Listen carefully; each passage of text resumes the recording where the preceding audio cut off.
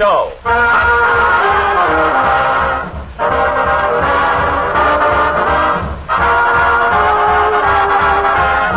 With Francis Langford, Jerry Colonna, Vera Vague, and Skinny Ennis and his orchestra. And now here he is, the star of the show, Bob Hope.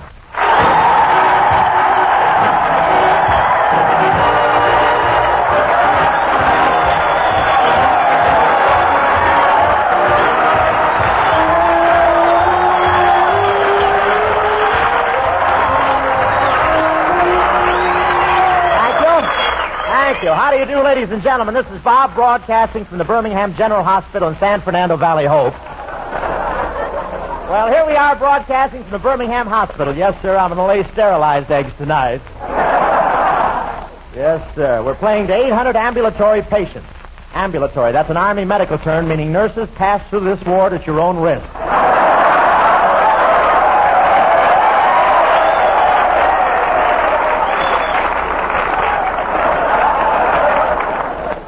You know, when I walked into this hospital today, I was a little scared. The last time I was in the hospital, some guy held me upside down by my feet and spanked me.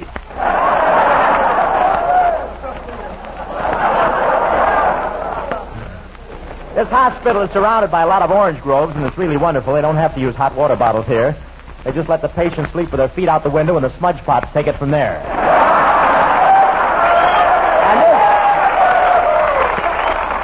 And this hospital is really tremendous. It has 8 miles of corridors, and it's really hard to find your way around. I saw a guy with a beard walking through one of them, and I said, "What are you doing, playing Santa Claus?" He said, "No, I grew this thing while I was looking for the washroom."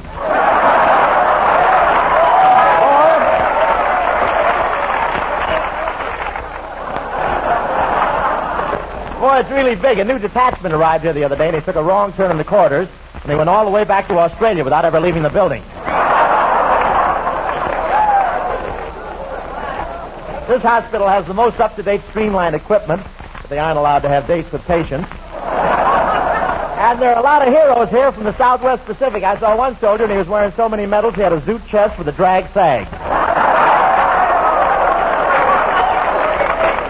And a bunch of these guys just came back from the South Pacific. I won't say they were over there long, but one guy saw a bowling ball for the first time and broke 3 hammers trying to get milk out of it.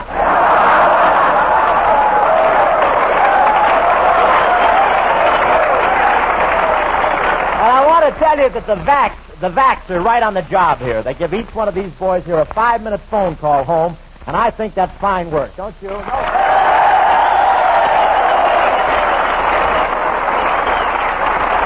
That's good.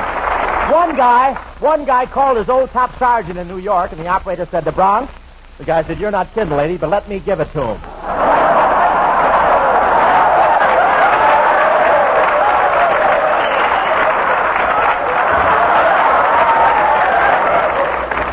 One soldier there shot down 150 Japanese planes with nothing but his rifle. And Hedy Lamarr started to give him a kiss for each plane. It would have been the most heavenly evening any man ever spent, but just then the MPs asked to see my papers.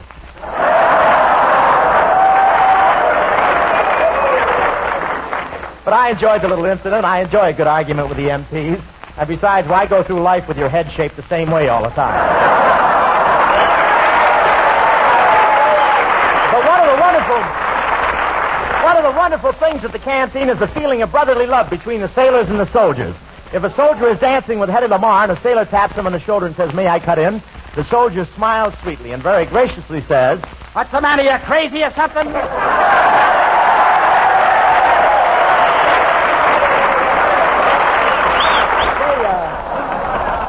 How do you feel tonight, Professor? Chilly. You're chilly? Yes, laundry doesn't get back till Thursday. What day do your brains get back? Friday, need more starch. You know, Professor, I was also going to give you a hatchet for those knots in your head, but I gave it to my kid brother instead. You gave him a hatchet? Why did you give him a hatchet? He's a rug cutter. Rug cutter, hatchet. Get it? Hatchet. Why should I hatchet? You laid it.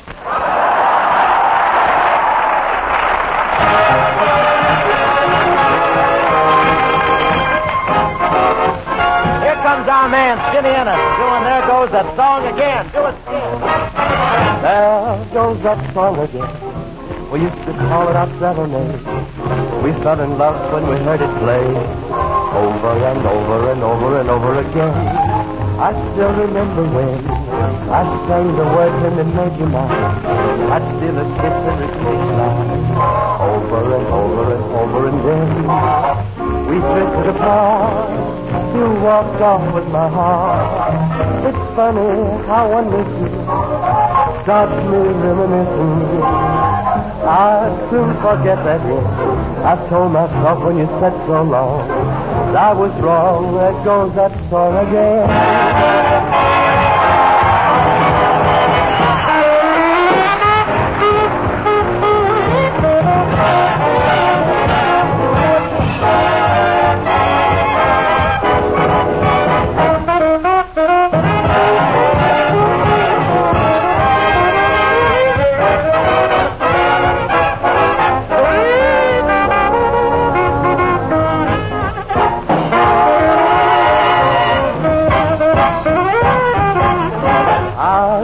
Forget that, yes. I told myself when you said so long that I was wrong.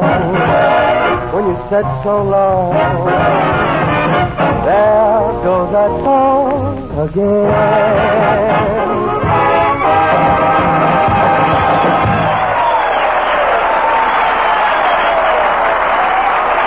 Time. That was Skinny Ennis, he of the purple lungs, singing There Goes That Song Again. And now, ladies and gentlemen, I'd like you to meet one of the girls who are doing such a grand job here and all around the world, an Army nurse stationed here at the Birmingham Hospital, Lieutenant Julia Flanagan.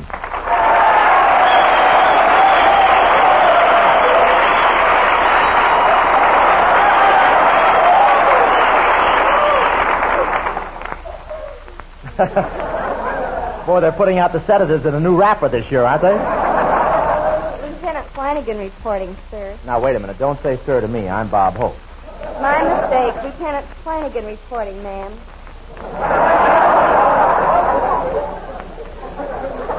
These dimples fool everybody. Say, you know, it's really a pleasure to be here with you at this hospital, Lieutenant. I hear you have a great record for saving lives. Yes, Bob. We never give up anybody. Have you met Skinny Ennis? Hiya, Lieutenant Flanagan. Of course, they've got to have life in them to start with. Say, where do you hail from, Julia? Fairbury, Illinois. Fairbury. You must have the whole town here. Fairbury, how big is that? Why, I remember I played vaudeville there. Did you happen to see my act?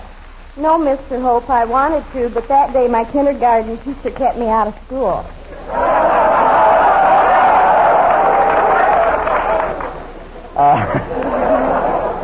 Julia, don't let this white in my hair fool you. I was in a hurry this morning and forgot to comb the fog out. But, you know, I really can't get very angry with you, or you nurses have done such wonderful things for the boys, Julia. See, that's the life of an angel of mercy, spreading your protecting wings over the sick and making them well again. See, sometimes I wish I'd been born a girl. And sometimes... What? And sometimes I wish I'd been born a man. Yes, it's nice to be one or the other. But you've had quite a career, haven't you? I developed an interesting hobby while I was in the Southwest Pacific, Bob. I collected butterflies. You're kidding. Butterflies?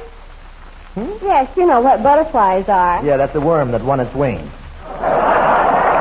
Well, look, Lieutenant Flanagan, why don't we get together later and talk about the birds and the bees, too, huh? Sorry, Bob, but the only men I have time for now are the wounded men. What time shall I meet you? Thank you, Lieutenant Julia Flanagan. Very good, too.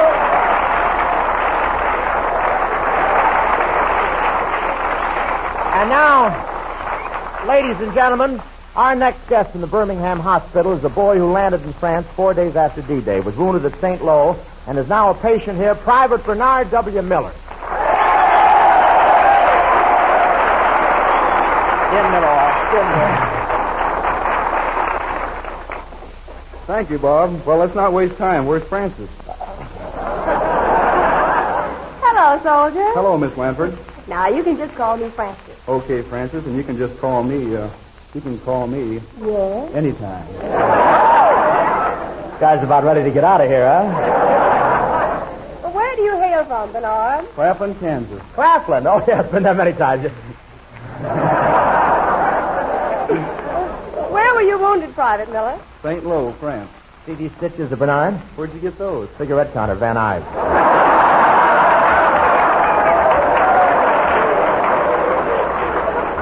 So you were wounded at St. Lo? Yes, Francis, by shrapnel. And my life was saved by an American who gave blood to the Red Cross. If it hadn't been for plasma, I'd have been a goner. You just think maybe it was my blood. No, Bob, it was red.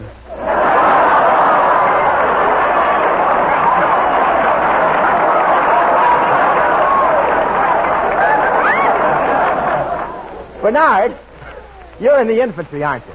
Gee, Francis, I never saw anybody so pretty as you. Say, how long were you overseas? And what beautiful hair you have. Well, where were you wounded? What are you doing tonight? You know, the Germans wouldn't get much out of him, would they? Gee, you're cute, Francis. Maybe after the show we could slip out together and have dinner, huh? Oh, I'd love to, Private.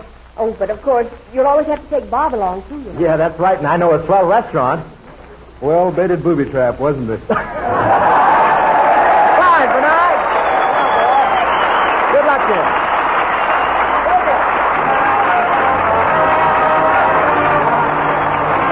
Here comes Francis Langford, making believe. Francis Langford,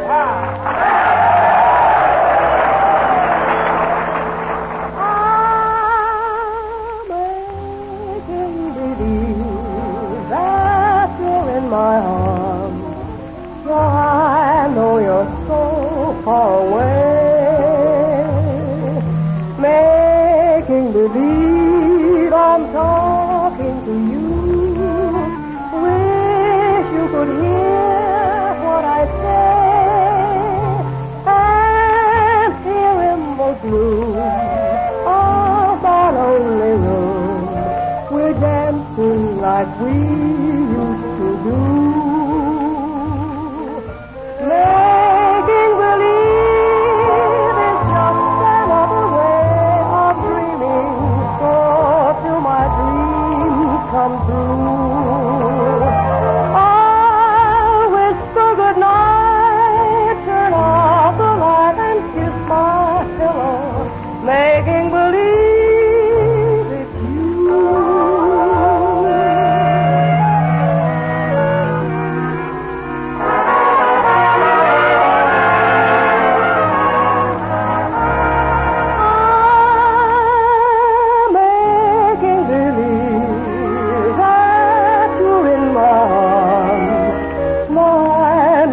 So far away, making believe I'm talking to you. Wish you could hear what I say,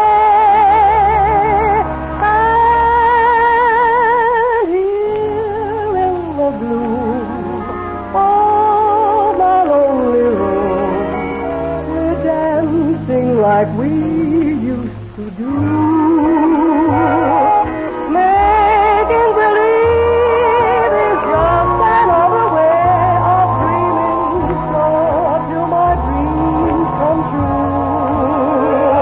I'll whisper goodnight, turn off the light and kiss my pillow, making believe it's you.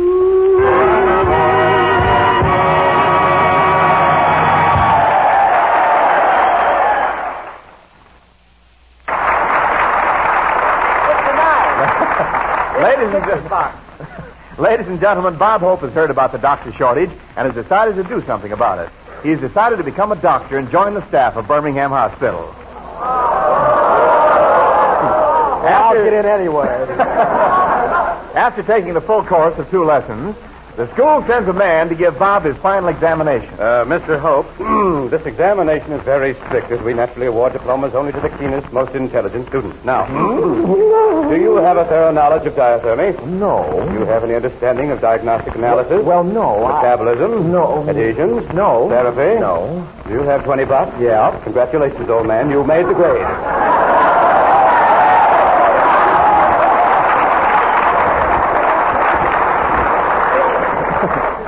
first and only patient expressed his gratitude by saying... And now we find Dr. Holt taking up his duties at Birmingham Hospital. Gee, I wonder which of these cute nurses they'll assign me. I'll bet she's gorgeous with a figure like Betty Grable and a face like Hedy Lamarr. And... Well, it was a beautiful dream while it lasted.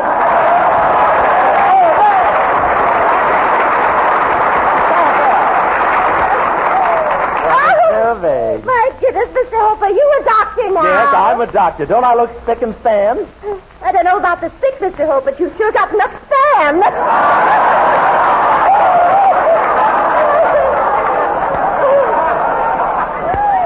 So you're a nurse, Miss Vague, huh? Oh, yes. I just love working in a hospital, Dr. Hope. You know, this morning I kissed all the young doctors in the place. Intern? Yes.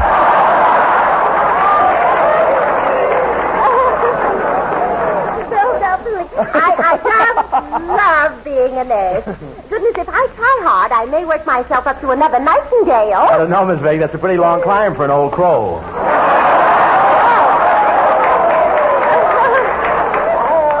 can you say such things, Doctor?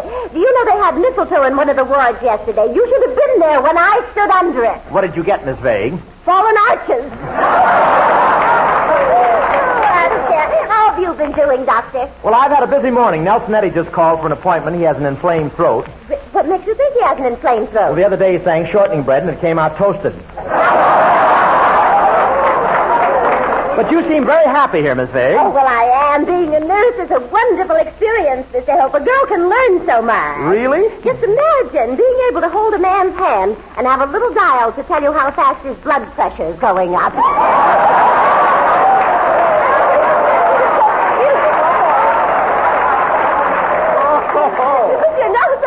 These soldiers here are so romantic. They keep trying to flirt with me. Yes, well, some of them have been out of the jungle a long time.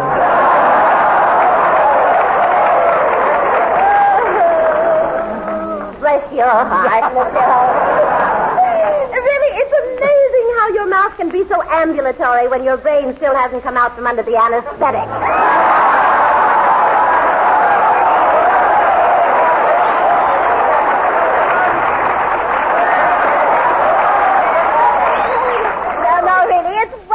Mr. Hope, serving all these wonderful boys. Well, Miss Vega, I must warn you, while you're here, I'm sure that you won't try to make any of your patients fall in love with you. Oh, of course not. I wouldn't think of such a thing. Oh, goodness, we're dreaming tonight, aren't we?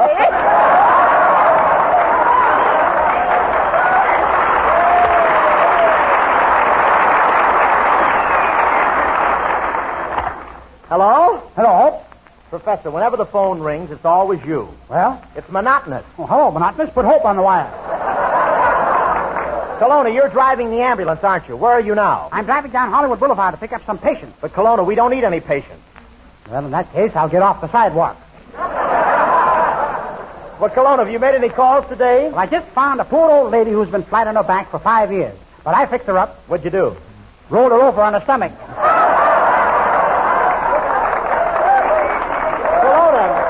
Kelowna, come over here right away. I'll be there in 5 seconds, Hope. That's silly, Kelowna. You can't get here in 5 seconds. Sure I can, Hope. I'll take a shortcut through the middle of this orange grove. Watch.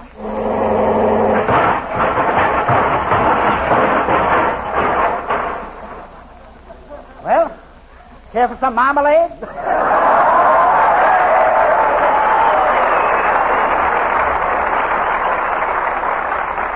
Hiya, folks. Well, look what just came in. Well, don't stand there, Mr. Hope. Let's put it under the microscope and find out what it is. Well, that's Skinny Ennis, or it was. Say, just lay right down there anywhere. Listen, Doc, I don't need an examination. I haven't spent a sick day in my life. You must have spent some terrible nights. Say, Miss Begg, I'm single, you know. You should see more of me. Well, come back when there's more of you.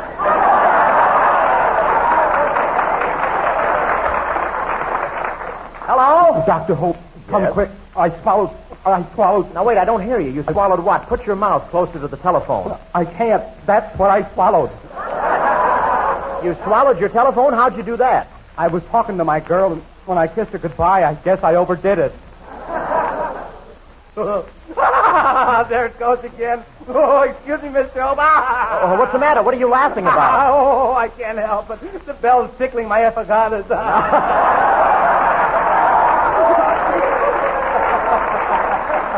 Well, look, I'm not supposed to do this, but if I come out, will you promise to keep it a secret? Doctor, after you treat me, I'll never breathe a word. Well, okay. I'll be right out. Kelowna. Yes, boss. Come on. Look, we got to make a fast emergency call. Do you have a siren in the car? Yes, but you have to be home by 5:30.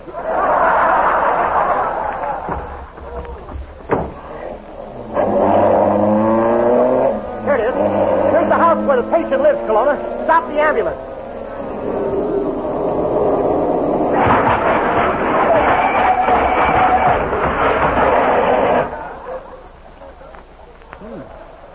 Think I ought to back up a little, Hope? What for? I'm parked on his chest. Well, it looks like I'll have to operate. Kelowna, you assist me. Okay. Forceps. Forceps. Sponge. Sponge. Sears. Roebuck. Okay, Hope. Let's start. First, I'll hand you the forceps. Kelowna, that's always been forceps. How come now it's threeceps? Withholding tax. Oh, that's probably my girl calling me. All right. Hand me those forceps, Hope. All right, now you pry his jaws apart. Okay. All right, Kelowna. I've got his mouth open. See if you can get down in there. Well, this is fine. I can see the telephone. Not now. Call back later. We're busy.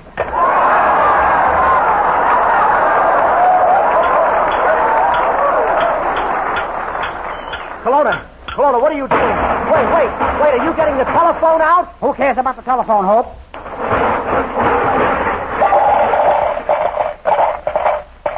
I'm getting the nickels out.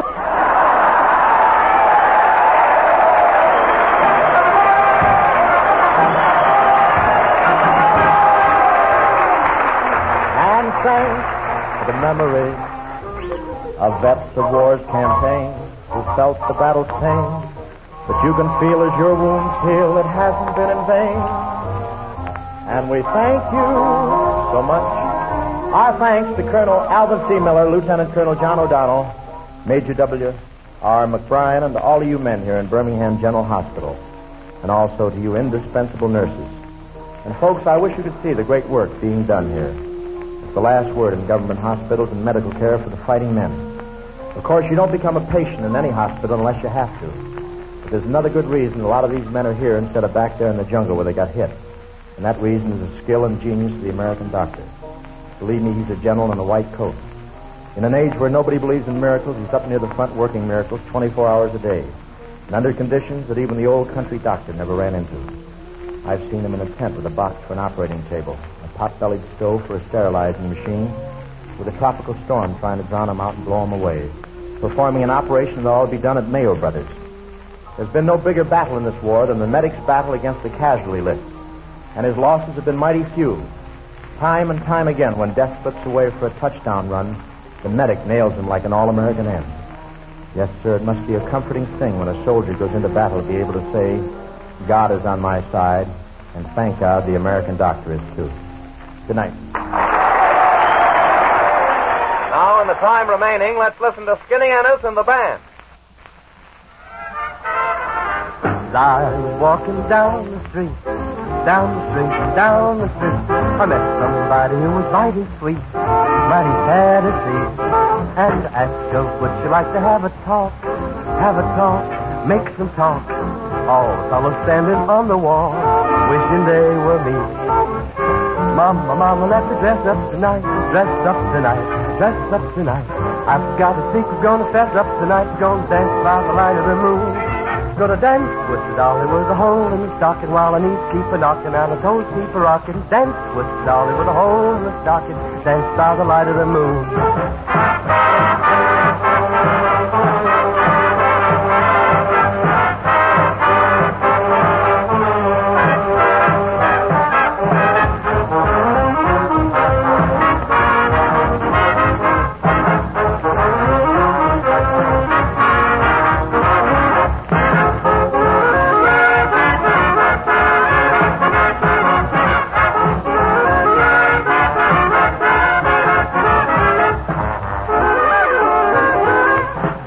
Mama, let's dress up tonight. Dress up tonight. Dress up tonight. I've got a secret, gonna fess up tonight. Gonna dance by the light of the moon. Gonna dance with a dolly with a hole in the stocking while I need keep a knocking and I don't keep a rocking. Dance with the dolly with a hole in the stocking. Dance by the light of the moon. Dance by the light of the moon. Gonna dance by the light of the moon.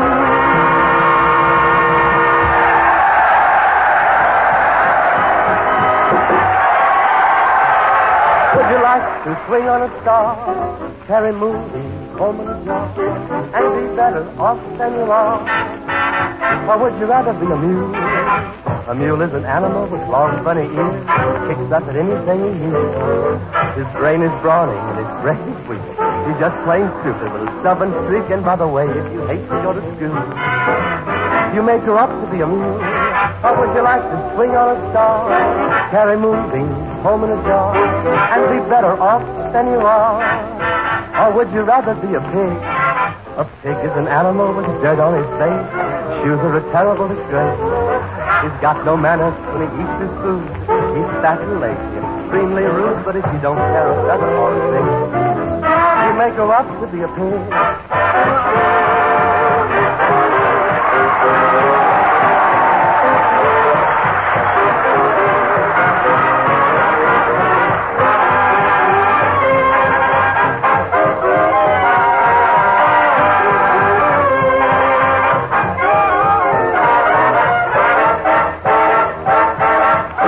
Would you rather be a fish? A fish won't do anything but swim in a brook. He can't write his name or read a book.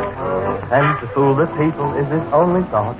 And though he's slippery, he still gets caught. But then if that sort of life is what you want, you may grow up to be a fish. And all the monkeys are in the zoo. Every day you meet quite a few. So you see, it's all up to you. You could be better than you are. You could be swinging on a star.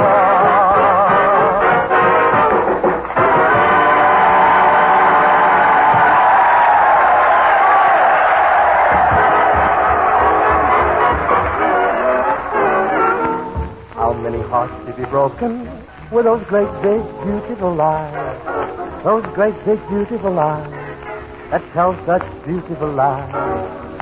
How many times have you kissed somebody like you kissed me just then? I don't believe you mean it, but baby, kiss me again. How many hearts have you stranded on the dreamy road to romance? Baby, I'll take a chance. I need some loving. I just can't resist you, even though I'm wild. To how many hearts you have broken with those great big beautiful eyes.